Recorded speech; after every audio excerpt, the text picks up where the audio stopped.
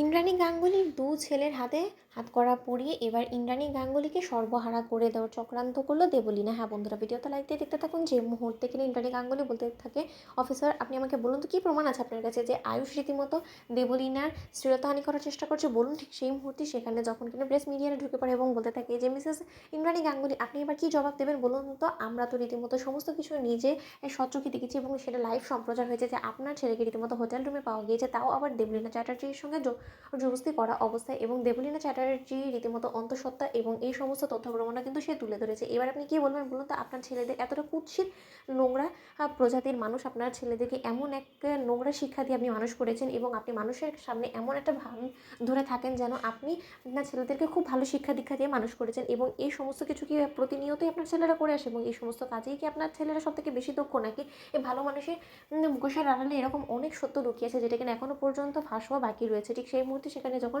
দেবলীনা চলে আসে এবং আসামাত্র যখন বলতে থাকে যে অফিসার যে কোনো মূল্যে হোক না কেন একটা মেয়েকে ন্যায় বিচার পাওয়ানোর জন্য হলেও আপনাকে কিন্তু আয়ুষ্মান গাঙ্গুলিকে কোনো মতে ছাড়া যাবে না। এবং আমি আরও একটা অভিযোগ এনেছি যে আমাকে রীতিমতো আজ সকালেই হুমকি দিয়েছে এবং সেই হুমকিটাও দিয়েছে ওনাকে ঈশান গাঙ্গুলি, যে কিনা সদ্যমাত্র বিয়ে করেছে, এবং সে আমাকে বলেছে আমি যদি এই কেসটা উইথড্র করে না নিই তাহলে সে কিন্তু আমাকে মেরে ফেলবে এবং আমার সন্তানকে হত্যা করবে।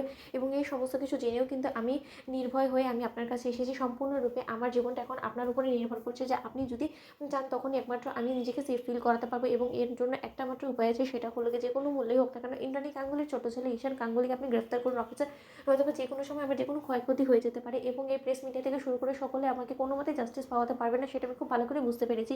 ঠিক সেই মুহূর্তে প্রেস মিডিয়ার সামনে যখন কিনা কেঁদে কেঁদে মিথ্যে নাটক করে যখন কিনা দেবলীনা বলতে থাকি যে আমি যে আজকে গর্ভাবস্থায় আমি আমার সন্তানের পিতৃ পরিচয় যে আয়ুষ্মান গাঙ্গুলিকে হোটেল রুমে ডেকে এনেছিলাম, এই সমস্ত কিছু আপনারা প্রচার তো করেননি একবার, আপনারা তো একবারও বলেননি যে আয়ুষ্মান গাঙ্গুলি যে কিনা গাঙ্গুলি গ্রুপ অফ কোম্পানি যে সিইও, সেরকম একটা অন্যায় অবিচার করে কী করে এত সহজে পার পেয়ে যায় বলুন তো। আজকে যদি আমার সন্তানের কোনো ক্ষতি হয়ে যায় বা আমাকে যদি তারা মেরে ফেলে তাদের প্রভাব খাটিয়ে, তাহলে এর জন্য কি আমি কোনোদিনও বিচার পাবো আদৌ বলুন তো। আমাকে দিনের পর দিন ওরা ব্যবহার করে, ওরা যখন কিনা বুঝতে পেরেছে যে আমি আর চুপ করে তাদের এই অন্যায় অবিচারগুলো মুখ বুঝে সহ্য করবো না, তখনই তারা ঠিক সময় সুযোগ বুঝে আমার ক্ষতি করার জন্য, আমাকে মার্ডার করার জন্য আয়ুষ্মান গাঙ্গুলি সেই হোটেল রুমে এসেছিলো। এবং এই সমস্ত কিছু জানা সত্ত্বেও আমি কোনো মতে মুখ বুঝে থাকতে পারিনি বিধায় আমি প্রেস মিডিয়াকে আগে থেকে নিজেকে সেফ রাখার জন্য আমি তাদেরকে খবর দিয়ে দিয়েছি, যাতে করে কিনা অন্তত আর যাই হোক না কেন তারা অন্তত আমাকে সুষ্ঠু বিচার পাইয়ে দিতে পারে। এবং এটাই যদি আমার অন্যায় হয়ে থাকে তাহলে ইন্দ্রাণী গাঙ্গুলি আপনি বলে দিন না যে আমার ঠিক কী করা উচিত ছিল সেই সময়টাতে। ঠিক সেই মুহূর্তে কুসুম যখন বলে থাকে যে দেবলীনা ম্যাডাম আপনি যে সমস্ত নোংরা কর্মকাণ্ডগুলো করে আপনি মিথ্যে অভিযোগের ভিত্তিতে আয়ুষ্মান